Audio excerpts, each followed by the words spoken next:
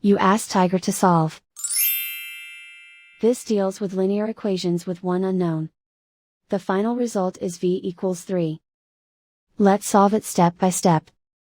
Simplify the expression. Find the greatest common factor of the numerator and denominator. Factor out and cancel the greatest common factor. Swap sides. Isolate the v. Multiply both sides by 6. Group like terms. Multiply the coefficients. Simplify the fraction. Multiply the fractions.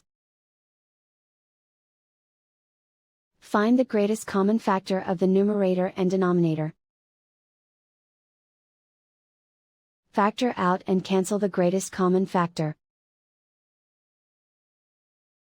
And so the final result is v equals 3.